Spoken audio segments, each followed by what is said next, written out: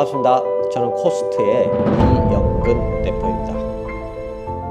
먼저 사회 경제 트렌드부터 살펴보고 그리고 우리 관광산업에 대한 트렌드를 살펴보도록 하겠습니다. 챗GPT에게 관광 트렌드를 먼저 물어봤어요. 또한 트렌드 코리아 2025년 보고서 우리 대한민국의 소비 트렌드를 살펴보고 관광 유관성 또한 살펴보도록 하겠습니다. 작년까지만 해도 제가 챗GPT로 트렌드를 물어본다고 했을 때 많은 사람들이 의아해 하셨어요. 이 정확성이 있는지 또는 또 이 사회적인 현상을 충분히 반영하는지에 대해서 의문을 가지고 있었습니다. 그렇지만 챗GPT4가 작년에 나오고 많은 것들을 변화시켰어요. 보고서를 빠르게 또한 서칭하고 그리고 기존에 학습된 데이터를 가지고 상당히 정확하게 트렌드를 분석해 냈습니다. 자, 한번 살펴보면 2022년 트렌드와 2025년 트렌드가 일치하는 게 5가지 정도 됩니다. 지속 가능한 관광, 디지털화와 스마트 관광, 웰리스 및 건강 중심의 여행, 소규모 맞춤형 여행, 지역 특화 관광은 작년과 올해 역시 같습니다. 여기 상품 기획하시는 분들도 많을 건데 주의하셔야 될 점이 뭐냐면 우리가 트렌드를 맹신하고 또한 변화되는 트렌드에 집중한다는 부분이 큰 문제가 될 수 있다는 점입니다. 지속 가능한 트렌드와 그리고 새로운 트렌드를 반드시 구분해서 볼 수 있어야 되고요. 지속 가능한 트렌드를 배제하는 것이 아니라 이 베이스로서 새로운 관광 트렌드를 잡아야지 롱런할 수가 있습니다. 제가 얼마 전에 그 프리베 임수열 대표가 이야기하는 말을 들었었는데 플랫폼을 운영하는 사람들은 카테고리 확장이 가장 중요하지 않겠냐, 트렌드에 너무 민감하게 반응하는 것 역시도 문제가 있지 않겠냐라는 말씀을 하셨어요. 그렇지만 가장 먼저 트렌드를 읽고 상품에 반영한 것은 작년에 프립입니다. 개인화되고 개별화되고 취향 중심의 여행자 트렌드를 읽고 취향 중심의 브랜드를 런칭한 것은 프립이거든요. 자, 이 뜻은 어떠한 뜻을 가지고 있냐면 지속 가능한 트렌드를 바탕을 하에 카테고리를 확장하고 그 속에서 보다 더 뾰족하게 올해의 트렌드를 반영해서 전반적으로 그 브랜드 이미지를 이끌어 갔을 때 큰 효과가 있다는 것을 이야기해 줍니다. 자, 그러면 올해 어떠한 부분들이 트렌드가 달라졌는가, 이 부분을 한번 살펴보면 챗GPT가 이야기하기로 미식 관광의 확장이라는 부분이 주목할 부분입니다. 그리고 다채로운 해외 마케팅, 사회 책임을 다하는 관광, 이 부분들이 작년에 보지 못한 부분이며 신규 진입했다고 볼 수 있습니다. 저는 이 부분들이 한국의 관광 산업에서 인바운드의 비중이 커지면서 생긴 현상이 아닐까라는 생각을 좀 가지고 있습니다. 그리고 또한 막연한 지역 관광이 아니라 지역 관광 중에서도 콘텐츠의 핵심을 뭘로 가져가야 될까라는 부분에서 미식 관광이 아니겠느냐는 트렌드 분석이라고 저는 보고 있습니다. 뒤에 좀 더 자세히 설명토록 하겠습니다. 자, 트렌드 코리아 2025에서는 스트라이크 센스라는 키워드를 내세웠습니다. 옴니보, 아보아, 토핑 경제, 페이스테크, 무해력, 그라데이션 케이크, 물성 매력, 기후 감수성, 공진화 전략, 원포인트 업인데 상당히 이번에 소비 트렌드는 관광산업과 밀접하게 관계가 있습니다. 먼저 옴니보부터 좀 살펴보면 나이, 성별, 소득 등에 관계없이 집단의 전형적인 소비 패턴을 따르지 않고 자신만의 취향과 취미에 따라 자유분방하게 소비하는 잡식성 소비 형태를 말합니다. 자, 이 예를 하나 들자면 2024년 상반기, 작년 상반기에 하나투어의 2030 예약이 30%를 넘었었습니다. 하나투어 하면 전통적으로 6, 70대 소비층을 가지고 있고 그리고 패키지 중심의 여행을 만드는 회사로 알고 있지 않습니까? 그런데도 2030이 상품만 좋다면 내 취향을 건드려 준다면 예약할 수 있다는 형태를 볼 수가 있습니다. 자, 이러한 트렌드는 역으로 생각하면 놀 유니버스의 액티브 시니어들이죠. 뭐 6, 70대가 상품을 예약하거나 여미의 여행에 미치다의 콘텐츠의 생산자들이 6, 70세가 되더라도 이상하지 않다고 봐야 됩니다. 왜냐하면 이 취향 중심으로 모이다 보면 연령, 세대, 성별 관계없이 모일 수 있는 거죠. 이럴 때 참 커뮤니티가 복잡해집니다. 왜냐하면 커뮤니티는 좀 더 이 물 관리를 잘해야 되는데 이렇게 연령 구분 없이 성비 구분 없이 들어와 버리면 상당히 좀 힘든 상황이 벌어지죠. 예를 들어서 러닝 클럽 같은 경우에 폭발적으로 인기지 않습니까? 그런데 이곳에 이제 남자 여사 성비가 어느 정도 맞고 그리고 20, 30대 중심으로 움직이면 좋은데 관계없이 6, 70대가 이제 끼어들 수도 있다는 겁니다. 그런데 이걸 어떻게 포용할 수 있는가? 이 부분이 굉장히 중요하다고 보여집니다. 향후에는 이런 트렌드들이 지속될 것으로 보이고요. 우리는 세대를 융합하고 성비를 융합할 수 있는 그러한 대안을 가지고 있어야 되지 않을까 싶습니다. 예를 들어 성우 여행사 같은 경우는 이 질문을 작년에 제가 했었어요. 20, 30대들이 6, 70대 분들과 어울리는 부분에 있어서 불편하지 않냐는 부분에서 표를 안 내는데 약간 불편한 것 같다. 그랬을 때 우리는 상품 운영을 어떻게 해야 될지, 커뮤니티 운영을 어떻게 해야 될지에 대한 대안이 있어야 할 것 같습니다. 자, 아보아라는 그 단어는요, 평범하고 무탈한 일상에서 행복을 찾는 심리가 반영되어 있습니다. 여행에 대한 소비 측면에서 볼 때 무탈한 일상 중심으로 흐르게 되면 여행이 상당히 위축됩니다. 지금 단기적인 사회 경제적, 정치적 문제 때문에 일어나는 일이냐 아니면 향후 지속될 것이냐라는 부분을 봤을 때 저는 일본을 보고 있으면 이건 당분간 지속되지 않을까 싶습니다. 가장 큰 원인은 장기 경제 침체고요. 이러한 사회 분위기는 일상 속에서 작은 행복을 찾는 형태가 될 것이고요. 여행 소비는 줄어들 것으로 보입니다. 토핑 경제라 함은 기본 상품 구성에서 개인이 추가로 취향을 더하는 옵션 상품이 각광받는 시대, 개인이 선택할 수 있는 권리에 대한 주장이 굉장히 강하다는 부분들입니다. 역시 이제 이러한 부분은 패키지 여행사 상품을 만드는 데서 굉장히 주목해야 될 부분입니다. 저희들이 상품을 운영함에 있어서 하루 동안 개인에게 자유를 주어지거나 하루에도 반나절 정도 자유시간을 주어졌을 때 만족도와 그리고 처음부터 끝까지 짜여진 일정대로 진행했을 때 만족도를 각각 조사해 봤는데요. 개인한테 시간을 줬을 때 만족도가 상당히 올라갑니다. 이는 굳이 뭐 하루 반나절이 아니더라도 한 2시간 정도 자유시간만 주어지더라도 개인의 만족도는 확 올라갑니다.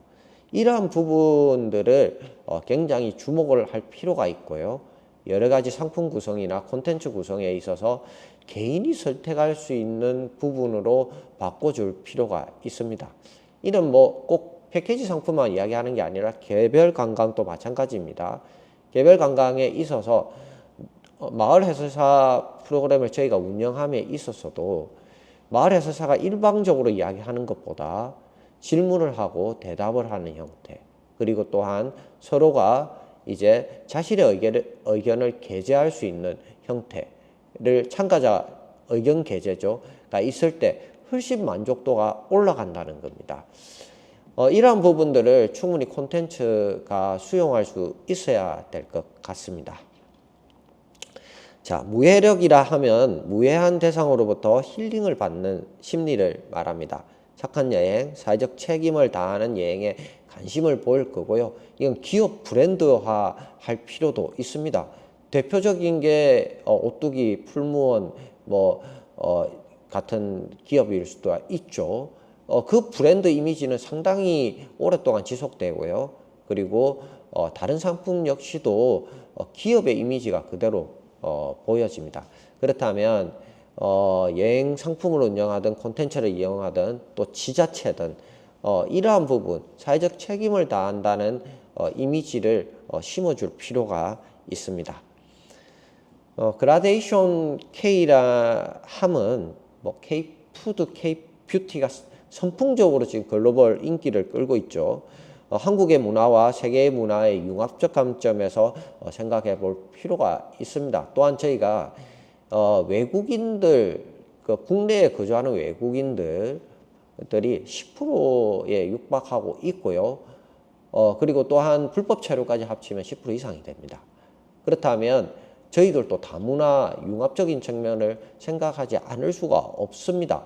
이러한 부분에서 콘텐츠 역시도 한국적인 것을 고집을 하는 것은 좋으나 이 융합적인 측면을 반드시 넣으셔야 된다는 부분입니다. 물속 매력은 고도의 디지털 사회로 갈수록 건강과 자연을 찾고자 하는 욕구가 강조되는 형태를 이야기합니다. 결국 자연으로 돌아가거나 그리고 내가 디지털이 아닌 내가 직접 체험을 할 수 있고 그리고 직접 만질 수 있는 그러한 부분들에 대한 반응들이 있다는 거죠. 웰니스 관광이 이러한 부분들을 잘 포용할 수 있을 것 같습니다. 그래서 지금 뒤에 보시면 웰니스 트렌드가 계속 몇 년 동안 이어져 오고 있다고 볼 수가 있습니다. 원포인트업은 한 가지 분야에 집중하여 자기를 개발하는 패러다임을 말합니다. 특히 작년에 굉장히 인기가 있었죠. 미술여행, 사진여행, 음악여행, 미식기행 뭐 이런 부분들이 인기가 있는 것은 바로 이러한 원포인트업이라는 영향인 것 같고요. 최근에는 이제 로컬 크리에이터와 지자체가 인사이트 트립을 많이 떠나고 있어요. 이런 부분 역시도 자신을 밸류업하고 전문성을 기하기 위한 여행들이 많아지고 있다고 볼 수가 있습니다. 자, 한국관광공사에서 얼마 전에 관광 트렌드를 발표했습니다. 정말 따끈따끈하게 이번 주에 발표한 내용이고 제가 실어봤습니다. 먼저 그 사회적 변화는 앞서서 말씀드렸던 트렌드 코리아와 유사합니다.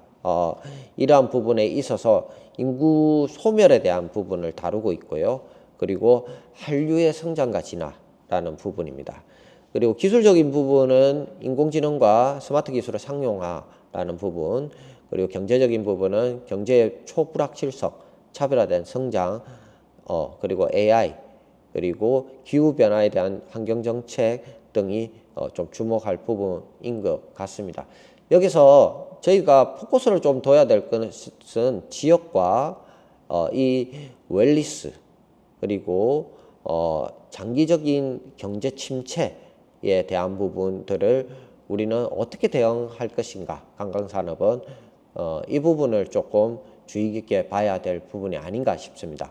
그래서 이를 기반으로 한국관광공사는 스펙트럼이라는 2025년 국내 관광 트렌드를 발표하였습니다. 좀 살펴보자면 앞서서 말한 사회적인 영향을 그대로 반영했다고 볼 수가 있고 챗GPT가 분석한 내용과 또 유사합니다. 몇 가지 꼭지 중에 중요한 꼭지는 그 중에 지속 가능한 것부터 살펴보겠습니다. 나뉘겠습니다. 지속 가능한 것, 웰니스, 그리고 지역 관광, 그리고 디지털 전환 스마트 관광. 요 부분은 지속적으로 2022년부터 2025년 지금까지 쭉 이어오는 트렌드라고 볼 수가 있습니다. 저희는 이제 팬데믹의 영향으로 이 디지털 전환과 스마트 관광이 아니냐는 부분이지만 그렇지 않다는 거죠. 이거는 이제 향후 관광 산업의 핵심이고 죽느냐 사느냐의 문제가 디지털을 이해하느냐 못하느냐의 문제라고까지 되고 있는 부분입니다. 그에 또 반대적인 현상, 디지털화로 갈수록 고도의 디지털 사회가 될수록 또 웰니스에 대한 부분, 자연으로 돌아가고 마음을 안정시키고 그리고 몸을 건강하게 하는 부분에 대한 또 그 관광들도 많이 또 활성화된다고 볼 수 있습니다. 근데 이 부분들이 어디로 가냐? 지역으로 가는 부분을 주목하셔야 된다는 겁니다. 좀 더 한번 살펴보도록 하겠습니다. 미식관광이라는 부분, 한국관광부에서 발표한 트렌드, 미식관광 트렌드는 결국 로컬리즘을 추구하는 쪽으로 가지 않을까 저희들은 봐집니다. 그리고 미식관광은 지방 소멸과 위기의 지역관광의 하나의 돌파구가 된다고 저희들은 보고 있습니다. 만약 지자체에서 이 영상을 보고 계시는 분이라면 미식관광 쪽의 발굴이 굉장히 중요하다고 이야기하고 싶습니다. 자, 그리고 K컬처가 확산된다는 부분들, 인바운드가 증가하고 있다. 이 부분들 역시도 지역에 굉장히 큰 힌트를 줄 수가 있다는 부분입니다. 그리고 웰니스 역시도 웰니스의 작은 카테고리 하나로 미식관광이 포함됩니다. 그 중에 건강한 음식에 대한 발굴에 대한 부분이죠. 이 웰니스도 또한 지역에 영향을 주고 있습니다. 그래서 이러한 부분들은 상호 연관적이라는 부분을 설명을 드리고자 합니다. 자, 이러한 부분이 정책에 과연 반영이 되었을까요? 라고 하는 부분에 놀랍게도 정책에 반영되고 현재 실행계획 단계, 수립 단계에 있습니다. 바로 남북권 강력관광 개발 사업이고 저도 이 강의가 마치면 바로 가야 되는데, 자, 이 남북권만 보겠습니다. 남북권만 예산이 3조 64억입니다. 2024년부터 2033년까지 약 10년간 3조 64억이 투입되는 대규모 국책 사업입니다.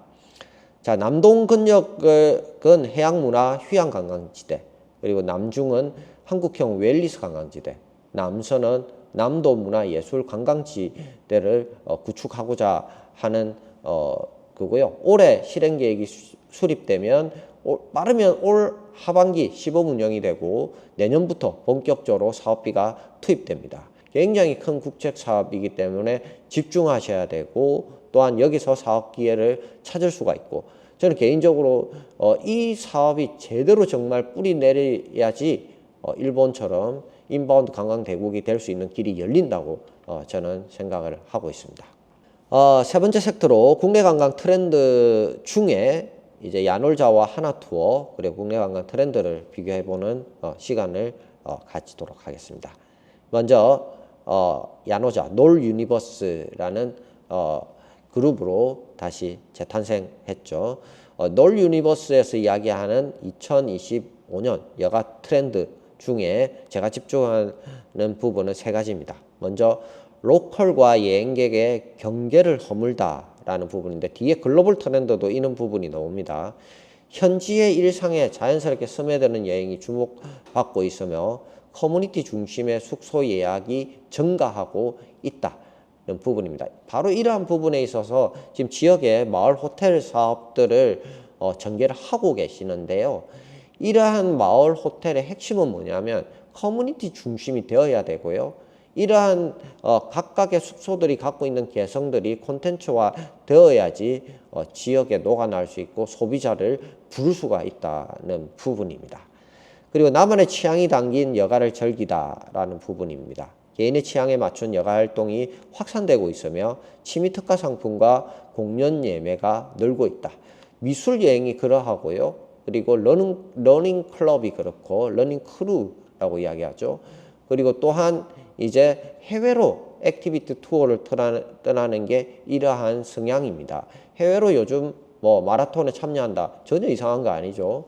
그리고 또한 해외에 뭐 철인 3종 경기 참여하고 여행을 한다. 전혀 이상한 것들이 아닙니다. 뭐 스킨스쿠버, 프리다이빙 여행을 발리로 간다. 전혀 이상한 게 아닌 게 지금 현재의 트렌드입니다.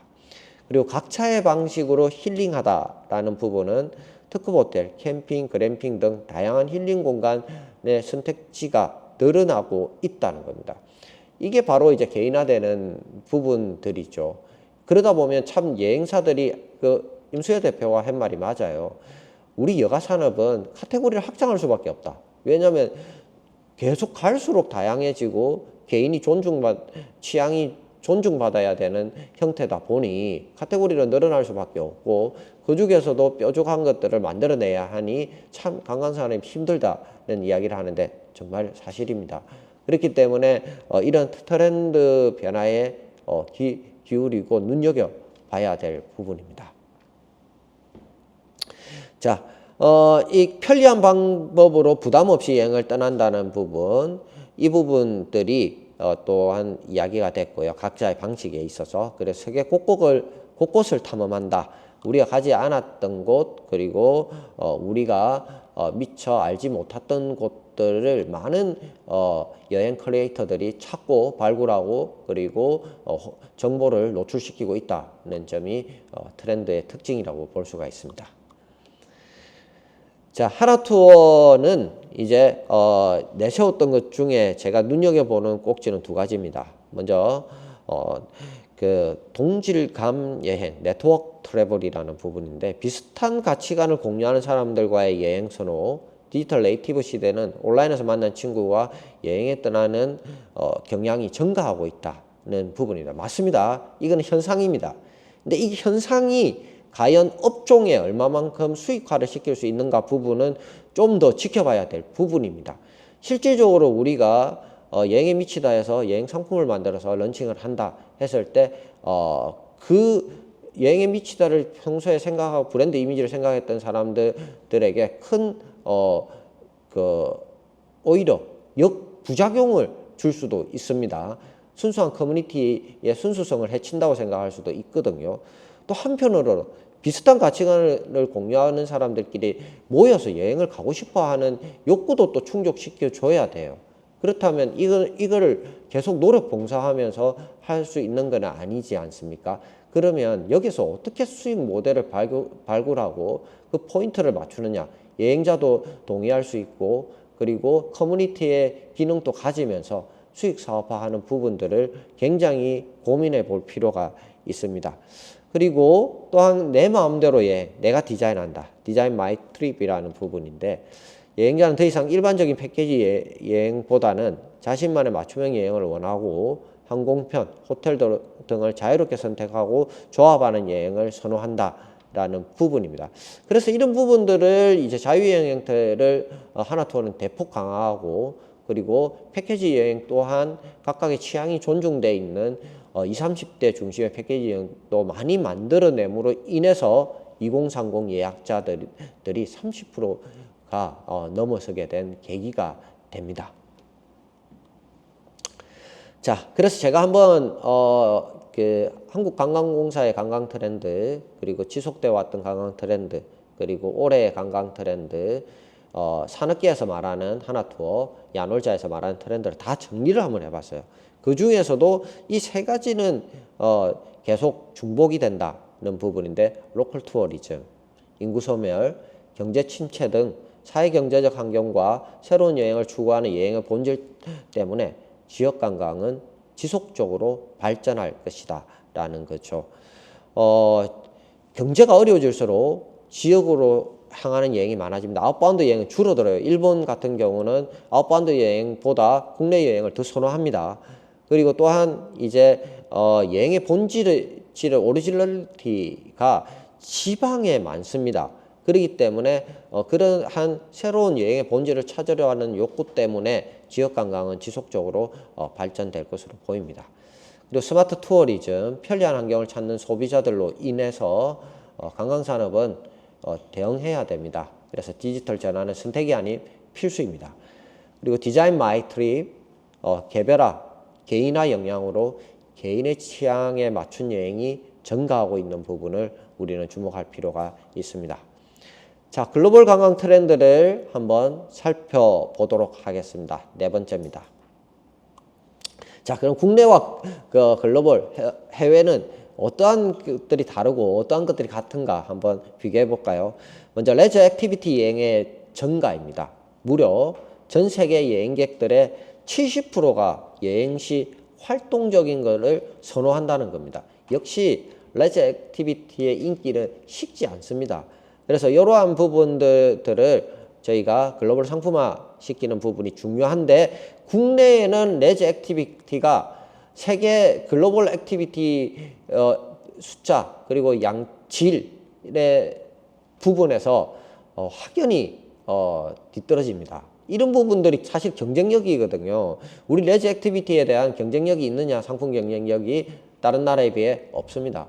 이런 부분들을 저희가 정말 정책적으로 육성할 필요가 있습니다. 그리고 타임 트래블과 슬로우 트래블, 힐튼에서 이야기했던 키워드 중에 제가 끄집어 온 건데요.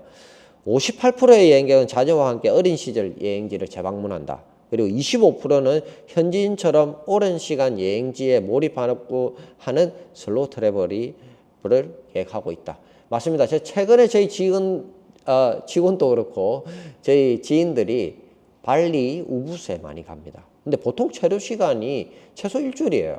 그리고 이제 뭐 2주, 한 달, 길게는 무엇인가 배우고 나의 그 취향을 더 이제 확대하거나, 그리고 나의 전문성을 더 기하기 위해 자격증을 딴다든지, 한 지역에 해외여행을 가더라도 그 지역에서 오래 마치 그게 현실에 마치 그곳에 생활자처럼 생활하면서 여행하는 형태가 많이 늘어나고 있습니다. 이건 글로벌 트렌드도 역시 동일합니다.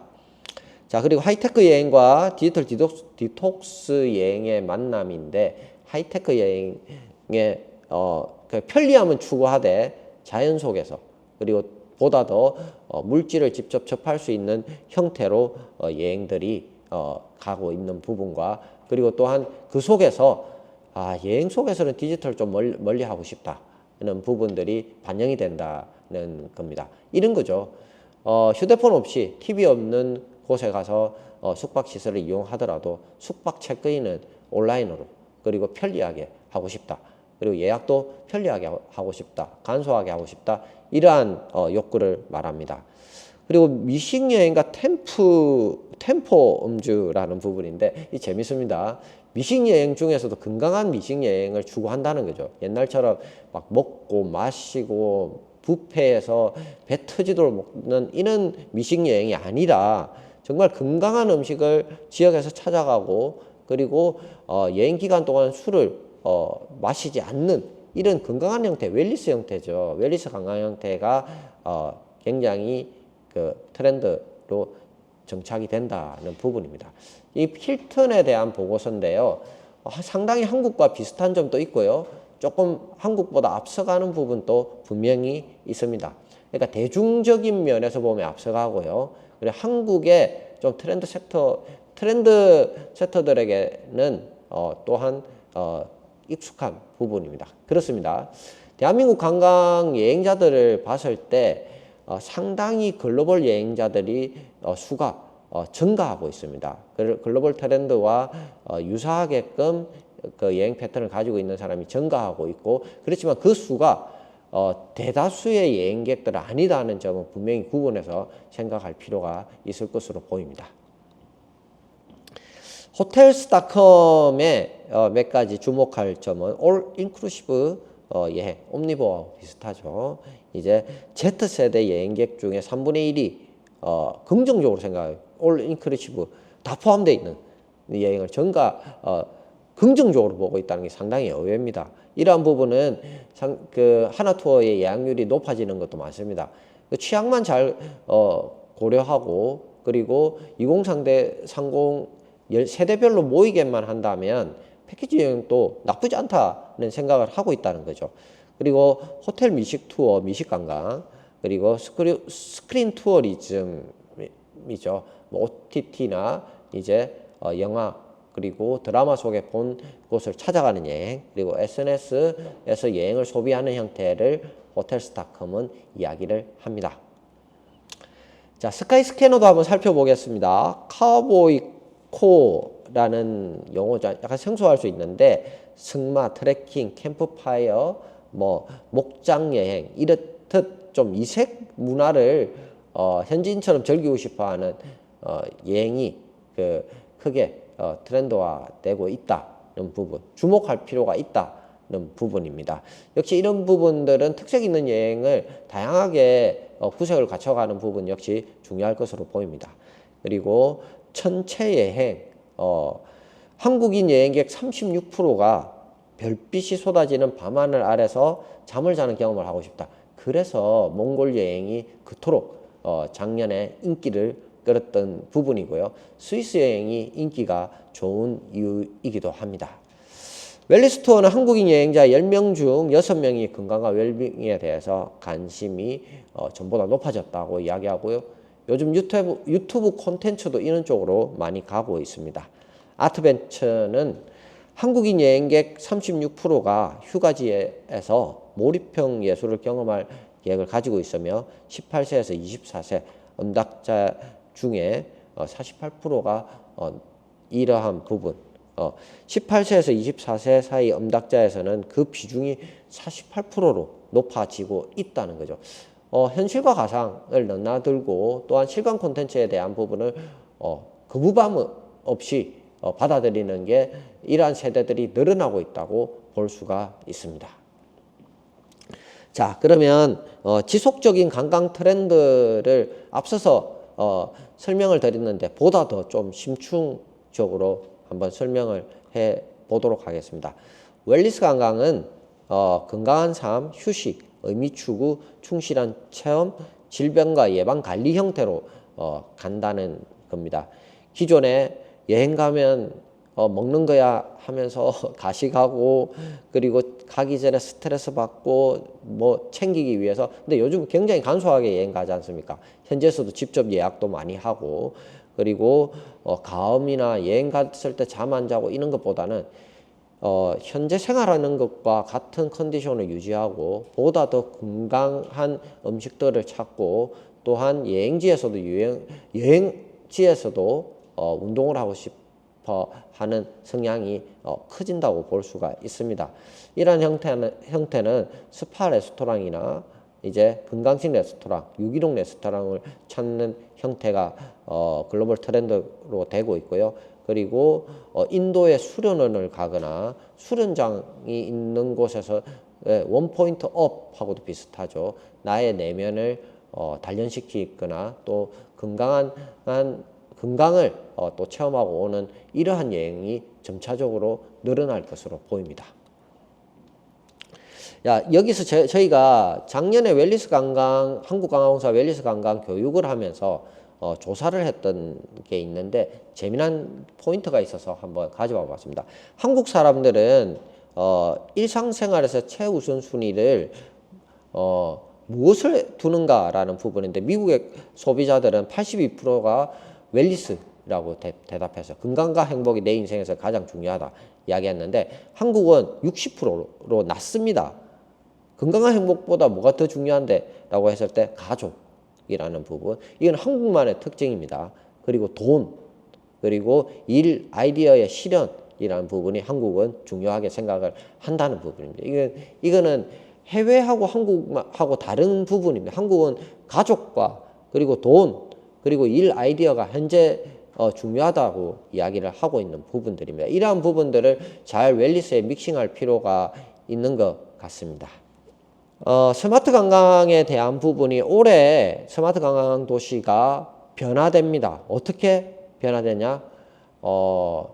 기술 중심으로 기술을 도입하는 게 지금까지의 스마트 관광이었다면, 스마트 관광 2.0은 관광 현황, 당장의 문제들을 해소하고 공공의 역할이 강조되며 생태계를 구축하는 데 중심을 두겠다라는 부분입니다. 이 부분은 굉장히 관광공사가 이 사업을 리딩하다 보니까 당연히 그렇겠죠. 관광공사 중심의 생각일 수가 있습니다. 또한 지역의 의견을 반영했던 부분들도 있습니다.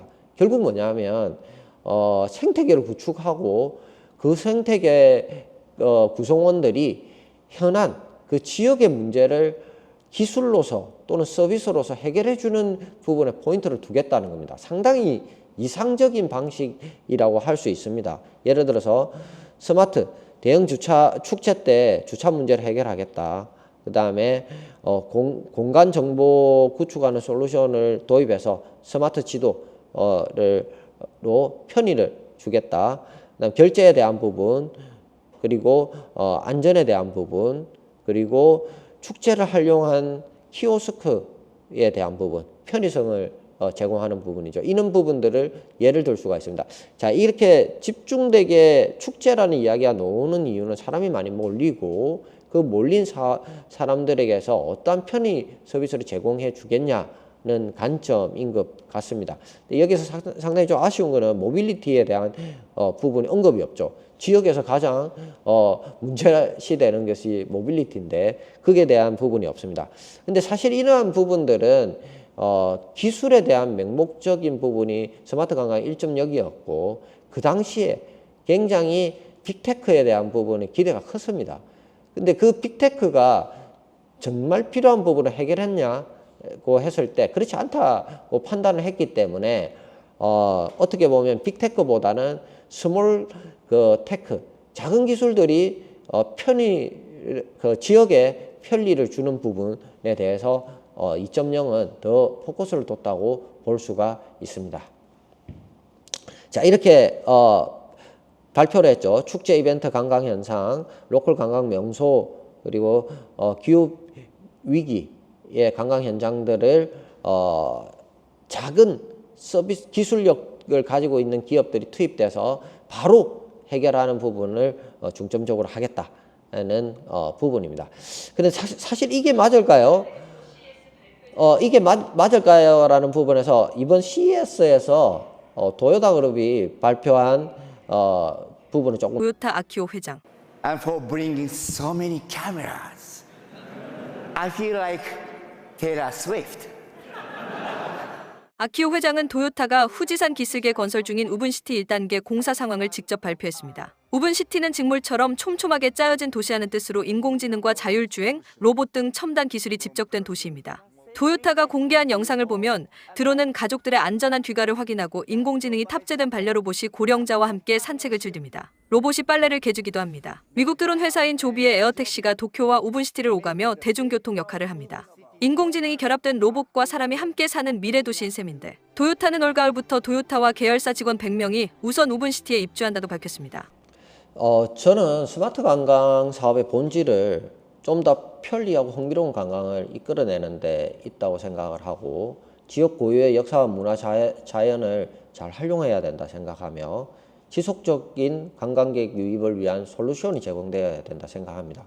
그렇다면 우리가 스몰테크든 빅테크든 그러한 부분에 있어서 구분 지을 것이 아니라 저는 조화롭고 균형 있게 가야 된다고 생각합니다. 우분시티처럼 이렇게 막대한 비용이 들고 그리고 글로벌 실험 무대가 될 수 있는 이러한 스마트 시티, 스마트 관광을 만드는 반면에 그리고 당장 해결해야 될 부분도 해결할 수 있는 이런 균형 잡힌 정책이 만들어져야 된다고 생각합니다. 이게 아니다고 생각해서 빅테크가 아니다고 생각해서 몇 년도 끌어가지 않았던 스마트 관광 정책이 한꺼번에 바뀐다는 것은 저는 맞지 않다고 개인적으로 보고 있습니다. 물론 리스크에 대한 상당한 부담이 있을 수 있습니다. 하지만 제가 이제 PM으로 있었던 스마트 관광도시 경주시 준학연 시장님의 이야기가 굉장히 인상적으로 기억에 남습니다. 정체 시의 예산에 비해서 스마트 관광도시의 예산이 많다고 할 수 있을까? 거듭되는 실패 속에서 성공 가능성을 발견하고 이러한 기업들이 우리 지역에서 뿌리를 내리고 스마트 관광도시화 시키는 부분들이 필요한 부분이고 우리는 이게 적극적으로 지원을 해줘야 된다는 말이 굉장히 인상적입니다. 이러한 부분은 벤처 정신입니다. 벤처기업들이 90%가 망하더라도 10% 성공한 벤처기업이 전체 산업을 이끄는 것들을 우리는 잘 알지 않습니까? 이러한 부분에서 좀 더 폭넓은 시야가 필요하리라고 봅니다. 플랫폼은 주민사업체 참여와 교육, 경쟁력 있는 상품 가격을 만들어내야 되고요. 이래 하지 못했기 때문에 플랫폼이 실패한 겁니다. 플랫폼을 만들어야 되죠. 왜냐하면 고객 DB들을 수집하기 위해 플랫폼보다 좋은 건 없습니다. 만들어야 되는데 이 플랫폼이 제대로 돌지 않는 거는 뾰족한 상품이었기 때문에 그래요. 차별화된 상품, 경쟁력 있는 상품이었기 때문에 플랫폼 만들어놔도 이 플랫폼에 사람들이 찾지를 않기 때문에 문제가 되는 부분들입니다. 이러한 부분이 스마트 관광에서 어떤 대안을 만들어낼지 고민해야 될 부분입니다. 저는 디지털 마케팅하고 CRM 마케팅에 대해서 굉장히 강조하고 싶습니다. 스마트 관광에서 디지털 마케팅은 정말 중요한 부분입니다. 우리 콘텐츠 만들고 인프라 만들지 않습니까? 그게 몇 조가 투입됩니다. 그런데 홍보 마케팅은 저는 제 개인적인 생각에 30% 이상 홍보 마케팅에 투자를 해야 된다고 생각합니다. 기획 단계에서부터요, 마케터는 참석을 해야 되고, 요즘 그렇게 해요. 디지털 마케팅도 데이터 분석 단계부터 마케터가 투입돼서 타깃 고객을 정의하고 목표를 설정하며 채널을 설정한 이후에 상품 기획에서 상품 홍보, 판매하고 고객 응대하고 또 피드백을 가지고 상품에 반영합니다. 마케터가 어디서부터 들어가냐? 데이터 분석부터 들어가는 거예요. 이렇게 되어야지만 정말로 이 상품들이 팔릴 수 있고요. 플랫폼이 팔리는 상품 때문에 플라이힐이 돌 수가 있습니다.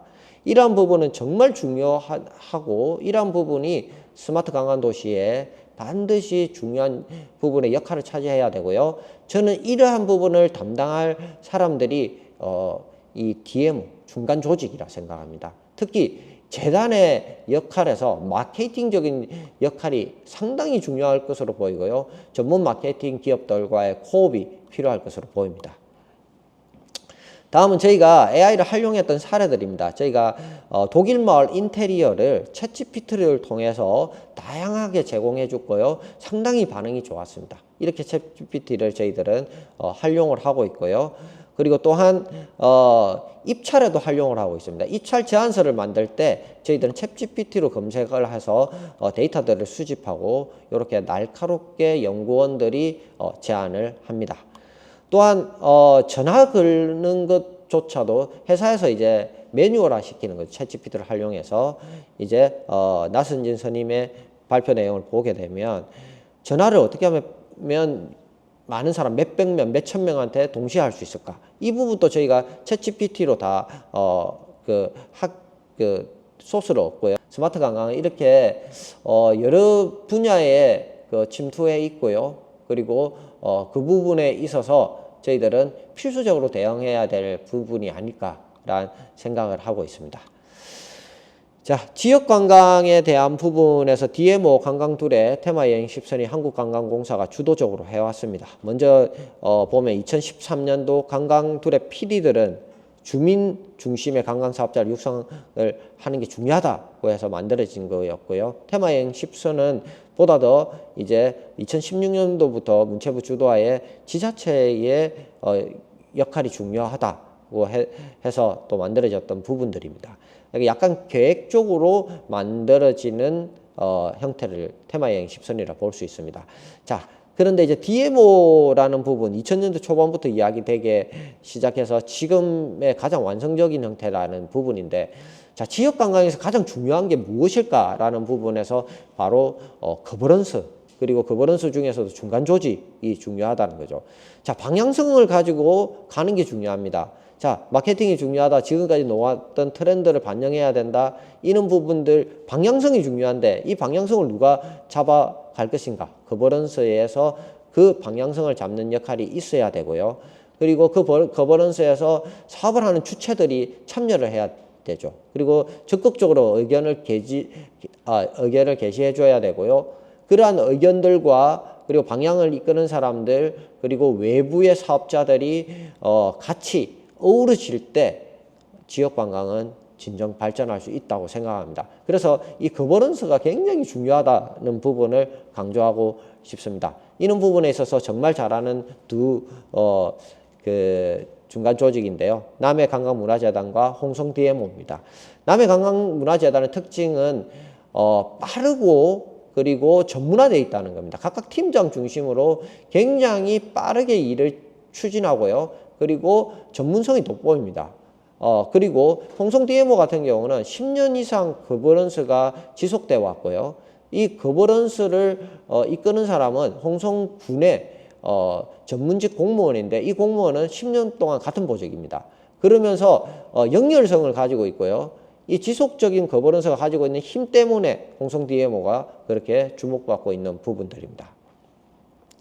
지역관광 2.0에서 제가 이야기하고 싶은 건 체계적인 거버넌스 구축이 너무 중요하다. 그리고 지역 맞춤형 관광 경쟁력을 강화해야 된다. 여기서도 똑같고 관광 콘텐츠가 저기도 똑같고 그리고 각각 지역에 갈수록 이 색깔이 없다면 지역에 갈 이유가 뭐 있습니까? 서울이나 수도권, 경기권에서 다 해결해 버리죠. 그렇다면 우리가 지역을 갈 수 있는 이유를 그 이유를 만들어 줘야 된다는 부분이 중요합니다.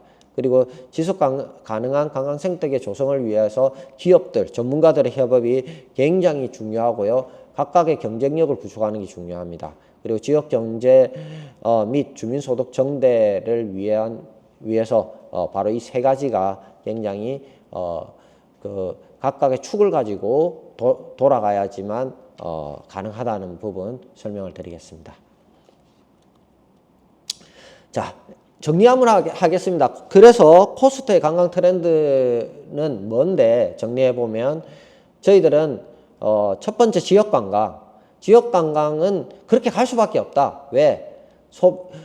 경제가 침체가 장기화될 것으로 보이고 이러한 부분에 있어서 아웃바운드 수요보다는 지역에 대한 수요들이 점차적으로 늘어날 것이다. 이러한 부분에 있어서 인바운드도 큰 역할을 할 것이다 라는 부분이고요. 디지털화와 스마트 관광은 필수다라는 부분, 그리고 웰니스 관광도 역시 앞서 설명한 것과 같이 지속적으로 갈 것이고요. 개별화, 개인화에 대해서 대응을 해라. 그리고 사회적 가치 추구를 기업의 브랜드뿐만 아니라 지자체의 브랜드로도 가져가셔야 되고요. 그리고 인바운드 여행 정보와 확대에 대한 수용 태세 구축, K컬처, 특히 K푸드와 뷰티 중심으로 좀 집중할 필요가 있다는 겁니다. 자, 생존의 문제로 지역관광 활성화 정책의 원년이 올해가 될 것 같고요. 그래서 당장 이제 지역관광 활성화에 대해서 대비를 해야 됩니다. 그리고 지역 특성을 반영한 콘텐츠들, 음식, 웰니스, 레저 액티비티, 체험들을 개발해야 되고요. 홍보 마케팅 할 필요가 있습니다. 누차 강조합니다. 거버넌스는 굉장히 중요합니다. 중간 조직, 미니, 함께 할 수 있는 이 조직을 구축을 해야 됩니다. 그리고 지역 소멸, 균형 발전 등 사회적 가치를 추구하는 걸 정면에 내세워서 브랜드화 할 필요가 있습니다. 그리고 적시 시행하기 위해서는 디지털 전환 교육, 컨설팅, 스마트 관광의 도입이 필요하고요. 고객 데이터 기반의 CRM 마케팅을 할 수 있는 플랫폼이 되든 그리고 아니면 하나의 프로젝트 단위가 되든 전문 기업들과 같이 협업해서 만들어갈 필요가 있습니다.